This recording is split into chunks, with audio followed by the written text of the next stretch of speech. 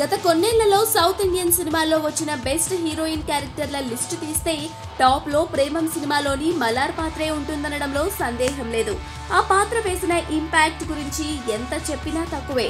Natural beauty Sai Pallavi ఈ పాత్రలో గొప్పగా ఒదిగిపోయింది. గొప్ప అందగత్తె కాకపోయినా పాత్రకు తగ్గట్లుగా కుదిరిన సాయి పల్లవి కోట్లాది మంది కుర్రాళ్ల మనసుల్ని కొల్లగొట్టింది. కేవలం మలయాళ ప్రేక్షకులే కాదు, వేరే భాషల వాళ్ళు కూడా ఆమెను చూసి ఫిదా అయిపోయారు. ఈ పాత్రని తెలుగులోకి వచ్చేసరికి శృతి హాసన్తో చేయించాడు దర్శకుడు చందు మొండేటి. అయితే మలార్ పాత్రకు శృతిని ఎంచుకున్న నాటి నుంచి సోషల్ మీడియాలో పెద్ద ఎత్తున ట్రోలింగ్ నడుస్తోంది.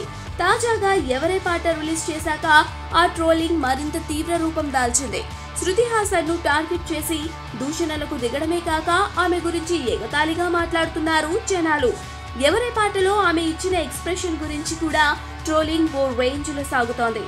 ఒక పాత్రలో ఒకరు బలమైన ముద్ర వేశాక ఇంకెవరు ఆ పాత్రలోకి వచ్చినా బాగా చేయనట్లే కనిపిస్తుంది. అది సహజం. మలార్ పాత్ర మీద సాయి పల్లవి మీద ఎంతైనా అభిమానం ఉండొచ్చు, కానీ అంత మాత్రాన శృతిని టార్గెట్ చేయడమే చిత్రం. ఇందులో ఆమె చేసిన తప్పేముంది? నటన విషయంలో ఒక్కొక్కరికి ఒక్కో స్టైల్ ఉంటుంది. ఒకరిలా ఇంకొకరు ఎలా కనిపిస్తారు? ఇవేమీ ఆలోచించకుండా జనాలు శృతిని సాయి పల్లవితో పోలుస్తూ ఎగతాళిగా మాట్లాడేయడం ఎంతవరకు సబబో వారికి తెలియాలి.